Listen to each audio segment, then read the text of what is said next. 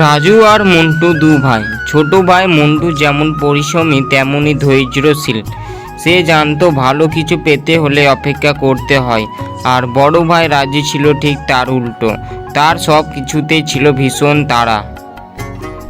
এই মন্টু, আর কত যত্ন করবি? ওই গাছের সারাদিন শুধু কাজ আর কাজ। আরে দাদা, আর কয়েকটা দিন অপেক্ষা করো। আমগুলো যখন পাকবে তখন দেখবে কি মিষ্টি হয়। বাজারে বিক্রি করলেও ভালো দাম পাওয়া যাবে। কিন্তু রাজু এত অপেক্ষা করার ধৈর্য ছিল না। সে ভাবলো আমগুলো পাকার আগে যদি আচার বানানোর জন্য বাজারে বিক্রি করে দেওয়া হয় তাহলে এখনই কিছু টাকা হাতে আসবে। মন্টুটা একটা বোকা, আম পাকার জন্য বসে থাকবে। আমি যদি এই কাঁচা আমগুলো এখনই পেরে বাজারে বেচে দিই তাহলে তো হাতে নগদ টাকা চলে আসবে। কে এতদিন অপেক্ষা করবে? যেই ভাবা সেই কাজ। মন্টুর অনুপস্থিতিতে রাজু তার লোভ সামলাতে পারল না। সে গাছ থেকে প্রায় সব কাঁচা আম পেড়ে ফেলল এবং একটি বস্তায় ভরল।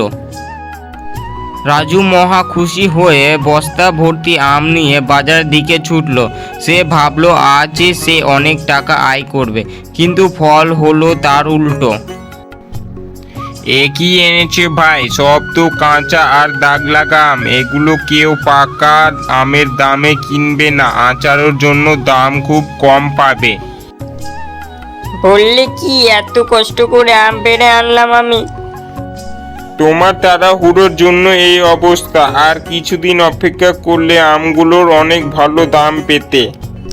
সামান্য কিছু টাকা হাতে নিয়ে রাজু যখন বাড়ি ফিরল তখন সে তার ভুল বুঝতে পারল।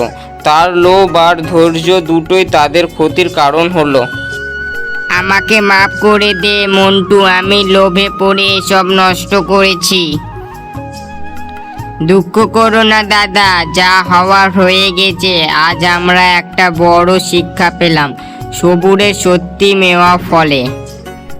রাজু বুঝতে পারল ধৈর্য ধরে সঠিক সময়ের জন্য অপেক্ষা করাতেই আসল লাভ। তাড়াহুড়ো আর লোভ শুধু ক্ষতি ডেকে আনে।